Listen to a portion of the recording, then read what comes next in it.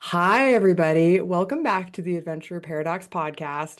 I have a really cool guest here with us today. I did not expect that I was going to be speaking to someone who I will be sharing the TEDx stage with in January. This person is going to knock your socks off. When we first met at the audition for this TEDx Spokane stage, I couldn't stop thinking about some of the things you said, Barron. So without further ado, Barron Whitney Pepper, welcome to the stage. How are you? I will introduce you in just a moment, but first of all, how are you and where in the world are you coming from?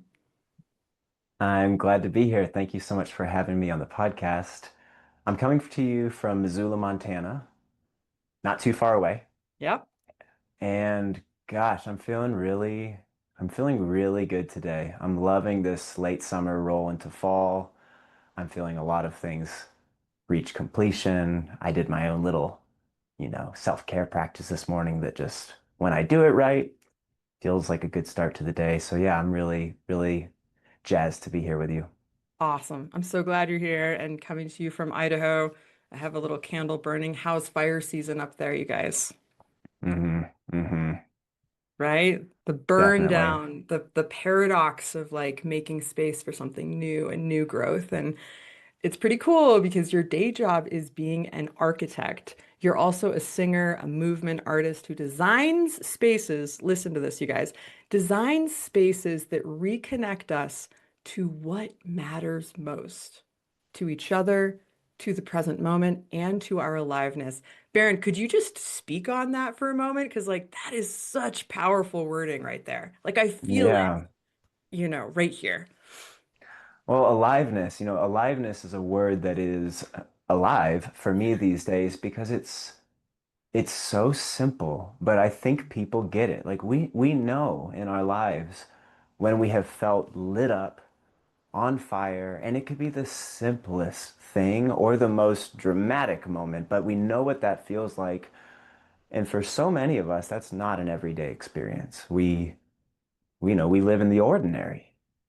And my question as an architect, I was trained to basically envision futures, to create Mm, spaces that shape lives. And I could go into a whole thing about how much architecture determines literally what is available to us every day. And to put it, I use a park bench as an example. If you put a park bench in a park, you are enabling two strangers to sit near each other that otherwise would never have done so. mm, Now, scale up that type of thinking to every single wall, window, porch. We're facilitating connection to ourselves, to the outside world, to one another. And so I've spent a lot of my life trying to design spaces that make people feel good, that make people connected. And it's been interesting working as an architect and seeing how often we think that we want things that actually disconnect us from each other.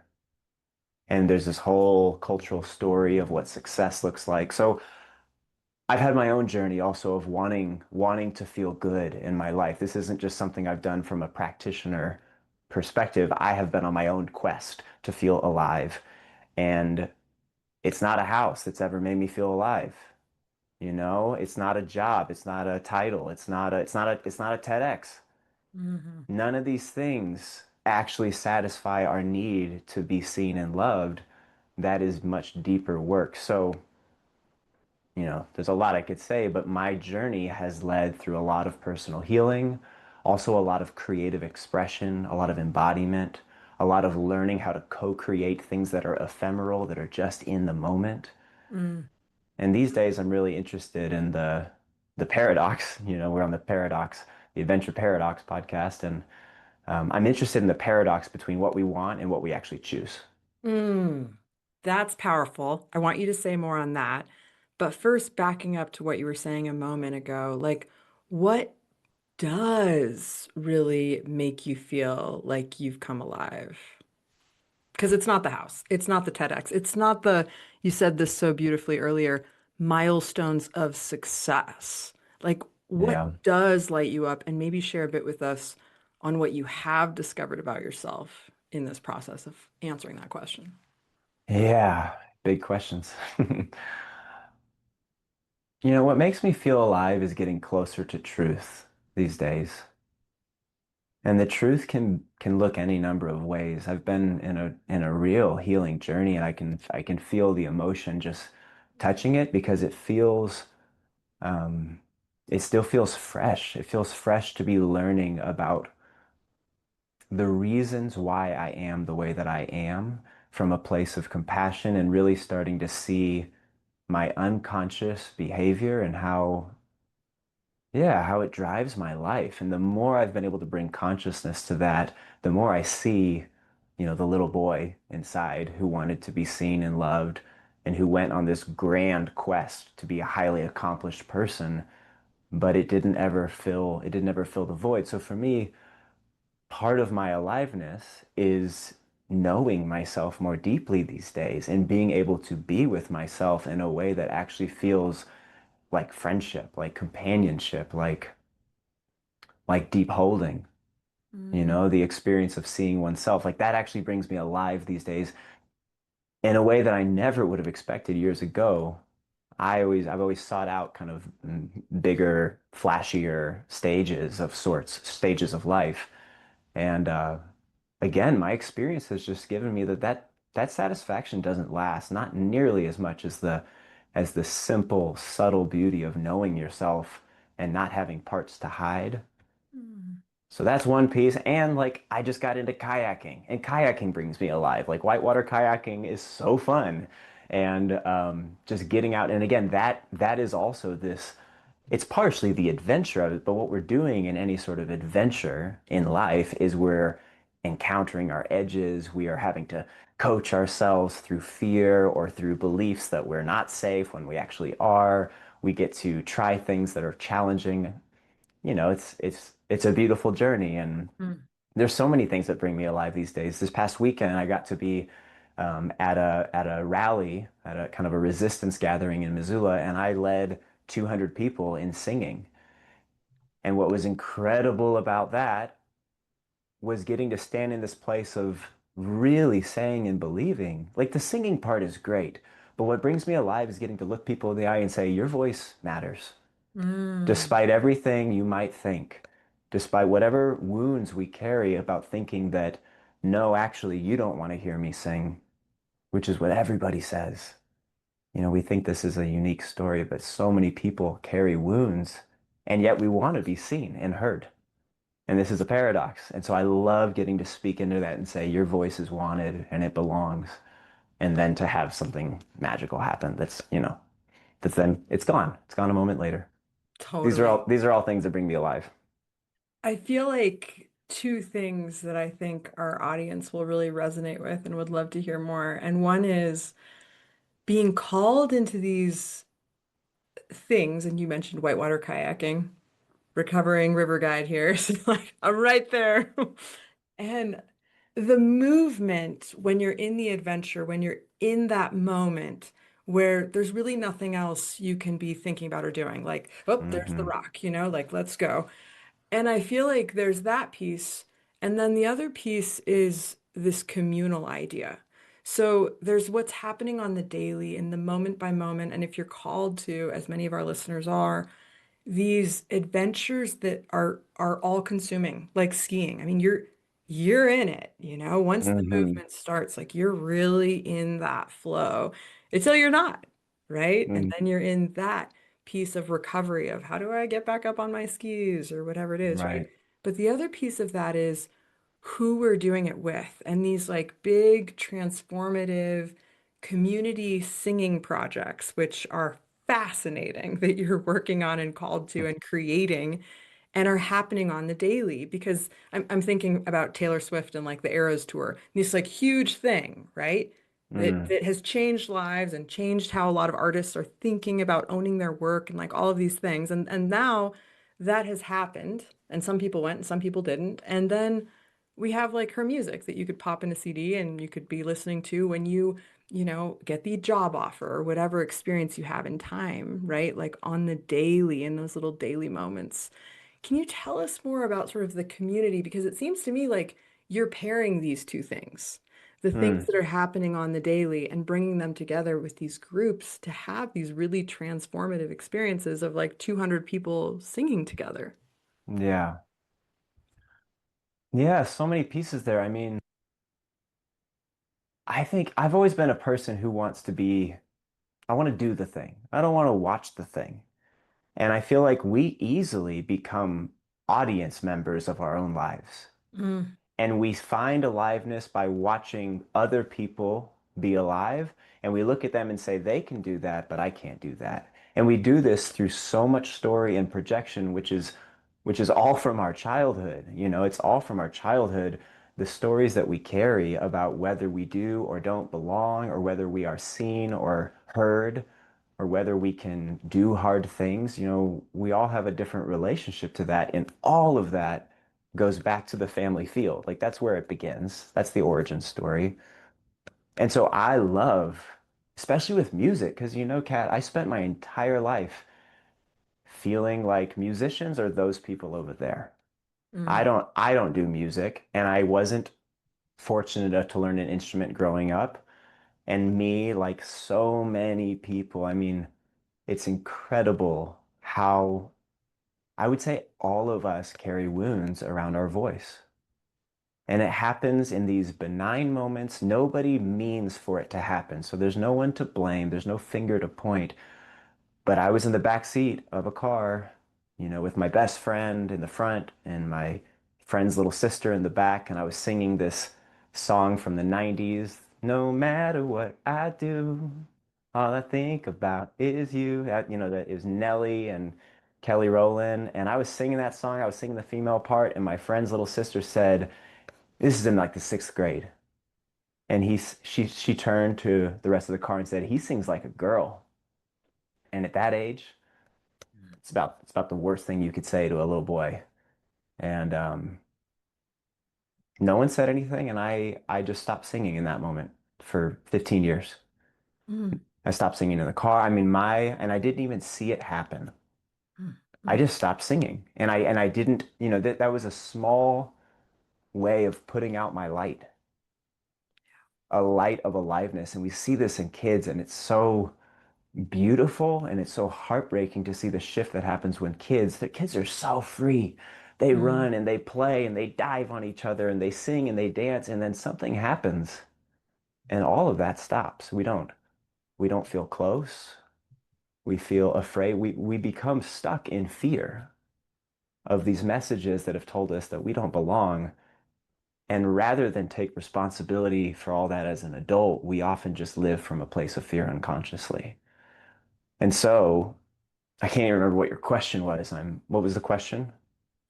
Let's stay with this moment and we'll go back to the question. When did you start singing again? 15 years later, what happened that you I, found? I stumbled into a song circle and I didn't know what I was getting into. This is also part of my uh I'm like a learn by doing person. So I've shown up into all sorts of things. A real story is the first time I showed up at a grief ritual. I Mm, didn't know I was going to a grief ritual. I just showed up. But we'll get back to that.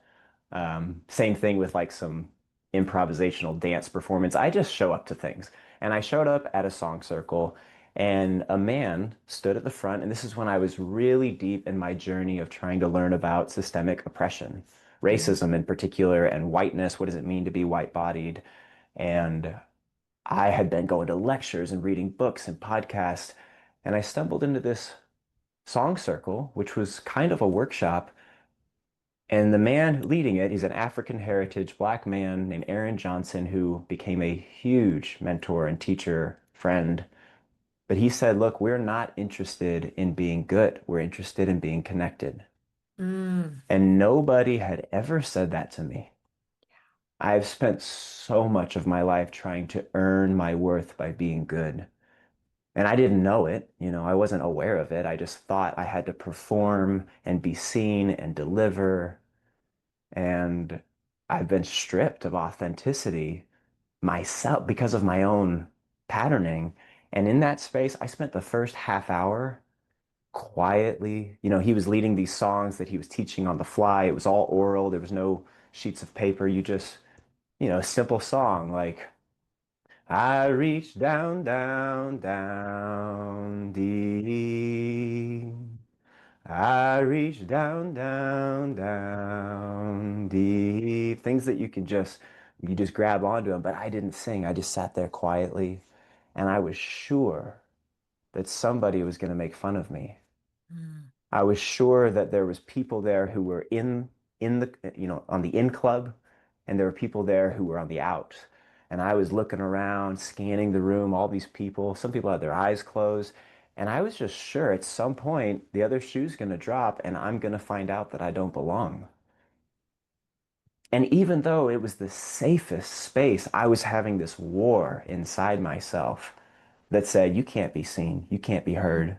Mm. Don't you dare." And it took me the full hour before I finally was in it. And he used that feeling of like the softening that eventually happened and the safety and the connection from that place is where he taught. And it was so different to feel my heart online and not just my brain and my shame and my desire to take action and learn things, like to get out of the mind and into the body. It was it was like nothing I'd ever experienced. And so I followed his work. That's when I studied with him for 6 months. That's where I became trained as a facilitator. Yeah, I've done so much work with him at this point, and um, he's still out there doing unbelievable, multifaceted work. But he really brought a level of embodiment to resistance work, which I view Mm. as, who are we being? Not what are we doing, but who are we being in the world? Like these are the things that I'm interested in these days because I spent my whole life trying to do the right thing. And now I'm asking the question, who am I being? Mm. And that's body based. Mm. Yeah, somatic work is what's coming to mind. And it's Yeah. like, it's having a moment right now. And I think it's having a moment because over the last 100 years, we have been a real culture of doers. Hey, what Mm, do you do? right. You know, like there's so much programming. And to go back, we were talking a little bit about like this community aspect. And I think that we've come all the way around and you've answered the question, you know? Mm, But I'd love to hear you step a little bit more into the connection between spaces and people or voices filling spaces, because that's what I hear. And something I heard you say, I think the first time I virtually met you, and we've never met in person, it's always been on Zoom, but I feel like, and please correct me, you hmm told a story about, having a client, an architecture client, who wanted to build this cabin alone in the woods. mm, And you basically inviting him into questioning how happy that was really going to make him because he'd be so disconnected and so isolated from mm, others. Could you yeah. say more? Because again, this connection between the space, the home you create, and then those like to be at home in your voice, sharing with and exchanging and Mm, singing together with others. yeah. Yeah. I've learned a lot from my clients. And in many ways, it's the clients that I've had who are really willing to not know, which is something that I'm working on, right? We show up to a process. Architecture, when done right, is a process. It's a process that can be really transformative. It's a journey. It's not, hey, I have this idea, draw these plans. Like, that's not the type of work that I do. Mm. And we start off by getting to know each other. And I ask a lot of questions. I love people. I've always loved people. So the reason why I do architecture is not just because I like buildings. I do like buildings, but I love people. I love getting to the heart of what people want and helping people feel seen, Mhm. which again, in just working as an architect, I didn't realize how desperate people are just to be seen.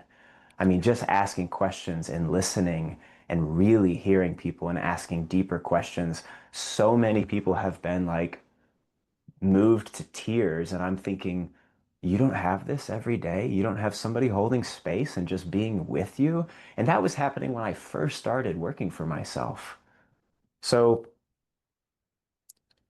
Yeah, I think there's also this broader cultural notion that if you were to ask just about anybody what we think, what we think it means to be successful and what we want is we want a house. People want to own a house. And in America, that's usually a single family house. And if you live in places like Montana and Idaho and Washington, ooh, it sure would be nice to have a cabin and ooh, some land and maybe a creek. And we so easily, oh, and those, neighbors are such a hassle. There's these lines. I think Robert Frost said, good fences make good neighbors. And these are all things that in my life, because I have deep wounds around being seen, and I've had to grow a lot to see those. I have sought out being seen through all this external material, and really being seen is quite simple. We do need to see ourselves, and there's a whole process to that, but it's not a solo journey. It's something that happens in relationship. And it's in moments where people see and hold and love us in the midst of our entire stories, the mess, the confusion, the mistakes that we've made. When someone can hold our mistakes and say, I still love you, you Mm, know. And for me, I'm thinking we need to cultivate more of that. We don't need to isolate. And so I bring that lens, that curiosity to my work. And this client who you're referring to, it's a woman, actually. Her name's Sandra. And she reached out to me because she's lived in a house for 12 years and she has been lonely the whole time and mm, uninspired in it. She never decorated. She called me up saying that she works from home in a sad basement and there's disconnected hallways and an uninspiring kitchen. And this is pretty typical, right? People call me and they say, these are the things that I don't like about my house. mm. And within that is the premise, if we fix them, I'll be happy. Yeah. I'll feel better. I'll feel alive. And really, happiness, forget happiness. Like happiness, the brand is not actually very interesting. We want aliveness, which includes the full spectrum of feeling it when we lose things that we love. It's not just all love and light. It's the full depth. It's the soil of our lives that we want to have our fingers in. And so Mm, when I talk to people, that's what I listen for. And almost as an afterthought, when she first called me and told me about her house, she said, when I used to live in apartment buildings, I felt a lot less lonely. And I started asking more questions, and she lit up. And she started telling me how she used to share a cat across the hallway, how, she got a CSA that she didn't have time to cook. And so her housemate would cook meals that she would come home to. She gave it to her, that all the apartments were heating water for her home birth in all the different rooms so they could have enough water. Like this, and it's so beautiful, mm, this mm, way of being together. And they all have their units. They can close their doors. mm, mm, But she described this in several different places that she lived where she got to know her neighbors and they did life together. Their lives became intertwined. And then she bought a house. She successfully bought a house. She got out of there. And her mhm, life has never been as connected. And so to me, this isn't to say that everybody needs to live in a fourplex. But mhm. it does beg the question, especially as someone in this profession who, the more successful I get in my practice, that usually correlates to designing bigger, nicer houses further away from other people. Yeah. And I don't know if I want to do that. Mm, I don't know if I agree, not because I don't love a beautiful house in the woods, but I don't know if I agree with the notion and the expense, the money, the resources, the time that people are putting in towards something that they think will make them feel alive. And I just ask different questions. I say, "Are you sure?" And increasingly, what I've learned is if I'm going to ask these questions, I need to be more prepared to hold what comes up, mm, which is why I'm also training to be a what's called body mind maturation. It's a coaching path that I've been receiving, and I'm going to become trained in because I honestly I'm not yet qualified to really hold the internal work, mm, the internal material that is driving these decisions and these choices and these life designs.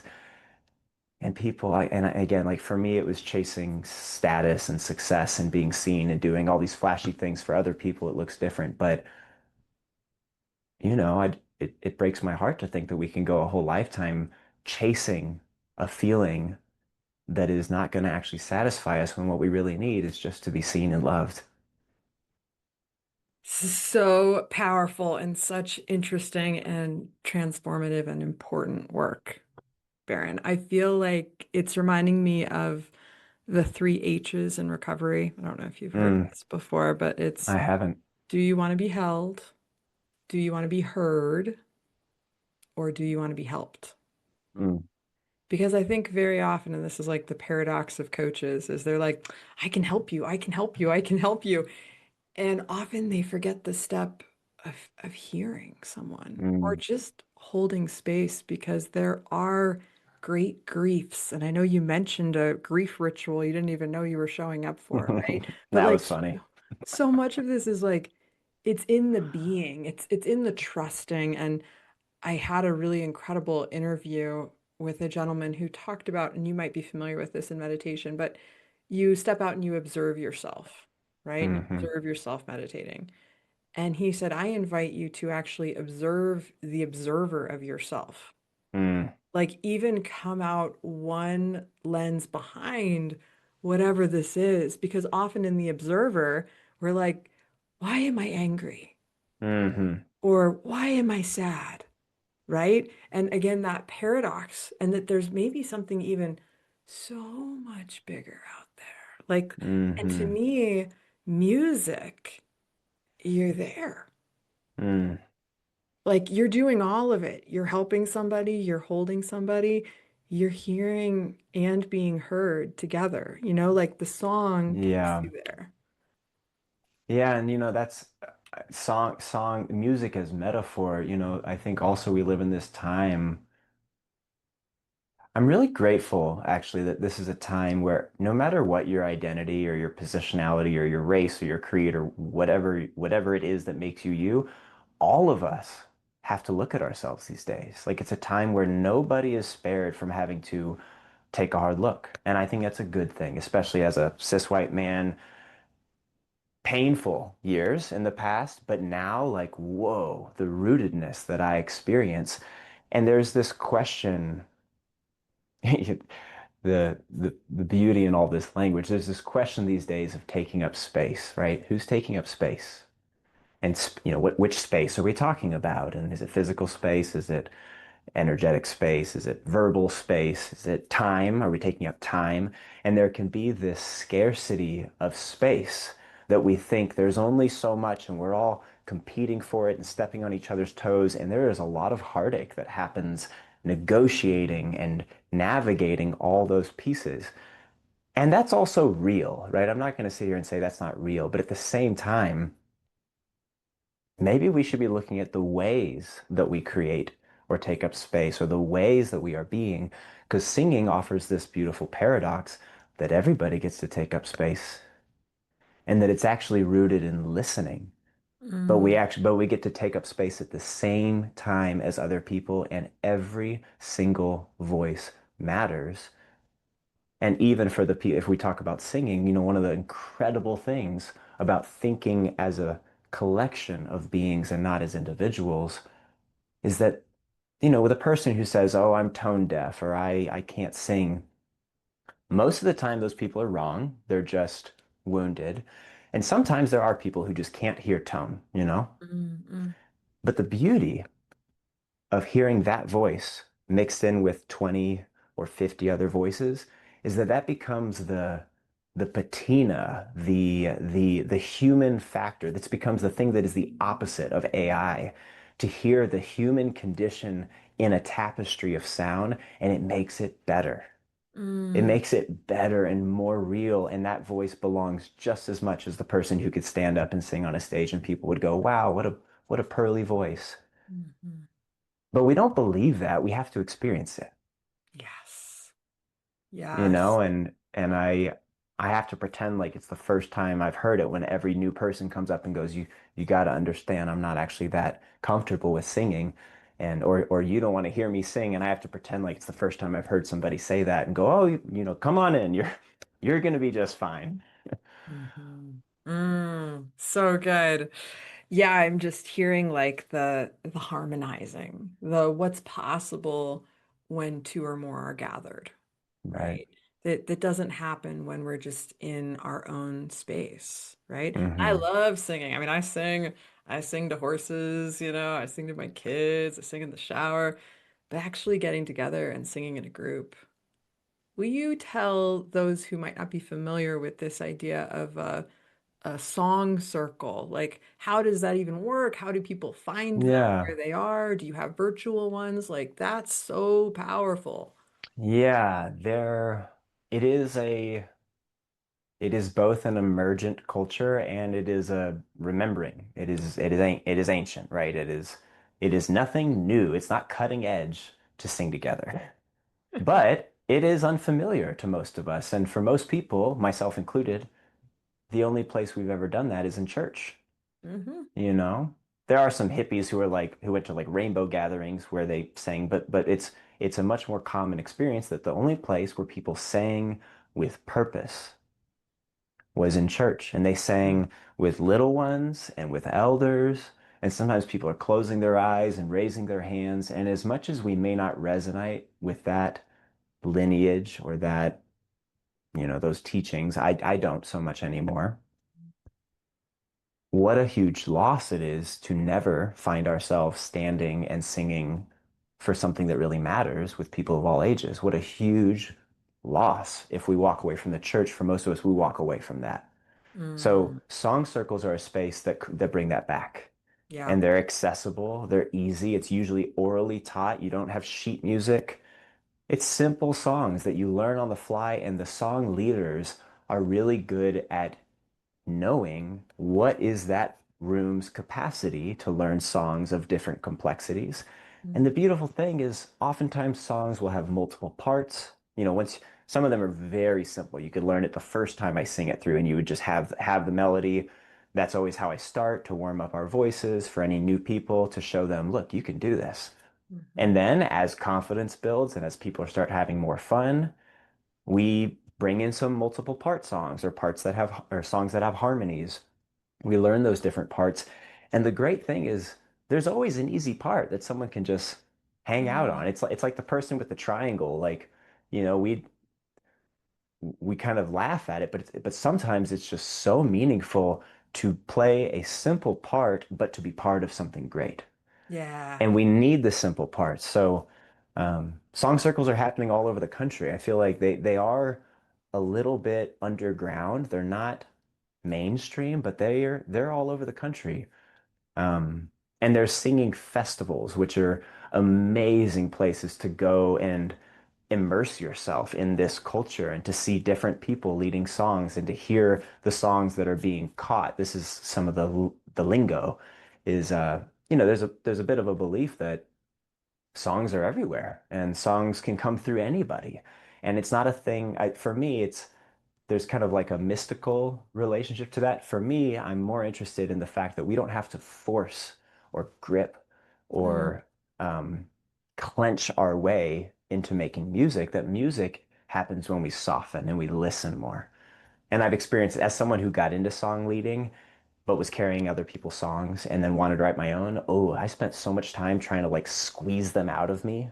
mm, And it took me years to finally just it just like arrives. It just like shows up.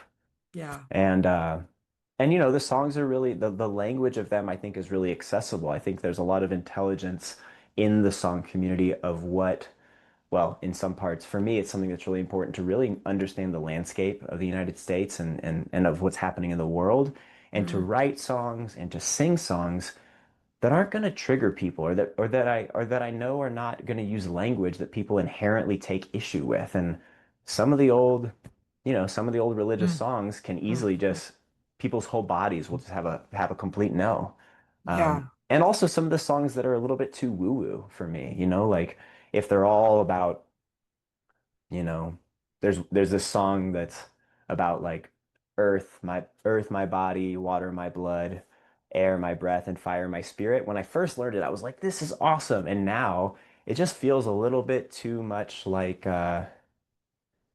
I don't know. I'm interested in the songs that are kind of on the borderline of folk music that feel very simple in content where people can relate to it. Like Mm, one of my favorite songs, and people weep because it touches and it's so simple, is, the main line is basically, even when I make mistakes, may I learn to love and accept myself. will you And sing it it's, for us, please? yeah. Even when I make mistakes, may I learn to love and accept myself fully. Even when I make mistakes, may I Yeah, learn to believe love and and accept accept myself. myself fully. Even when I cause harm, may I remember that I'm worthy of love. Even when I cause harm, may I remember that I'm worthy of love. And this part's important. I belong, even if I can't see it. I belong, even if I can't feel it. I belong, even if I can't believe it. I belong, I belong. Mm, And it goes on and on, and it's it's a thing that we don't know that we need to hear until we hear it, and then we start singing it, and you just can't help but it reaches into us because all of us have made mistakes and all of us have felt like we don't belong because of it. totally. And we Mm, hurt the people we love. That's who we mm, hurt. mm, And that's heartbreaking, but that's also life. mm. And I needed to hear this song when I was a kid, you know? Yeah, yeah. Oh, we got to wrap up. We could go on though. We're gonna go on. We'll do this again. I wanted to share something that I put into my book, The Adventure Paradox, but you've probably Mm, heard it before. And they're the four questions of the shaman to diagnose mm, soul sickness. When did you last dance? mm, When did you last sit in silence? When did you last allow yourself to be taken in by magical stories? mm, And when did you last sing? mm, Thank you so much for singing with us, for the work you're doing, for bringing my heart alive. And I know our listeners too, like sharing and helping us remember who we are and what we're called here for, and to sing and mm, dance and step mm, into it. I'm so grateful for you, Barron. mm. We'll put all the info in the show notes for people to find you if they want to connect with you, work with you, just be on your journey as you head to TEDx Spokane and other things you have going on. Is there anything you want to leave us with? Anything you feel we haven't touched on today? I'm just really grateful for the time today. I love speaking about these things because they help me touch my own heart, which is really what I want. And yeah, I think I just want everybody out there, as cliche as it is to know that you belong. And it's not because of anything that you do, you do. And we get to learn that, and that happens in our bodies in the most simple ways. And so, yeah, inviting everybody to sing, to dance, to move, and to love themselves. Mm, Thank you, Kat. yeah, thank you, Baron. I'm just hearing like, go find your song of belonging. Hmm. It can change too, you know. Definitely. All right. Thank you so much. Thank you, listeners. We'll be back again next week and have a beautiful day. Sing something, like, feel it. All right. Thank you, Baron. Thank you.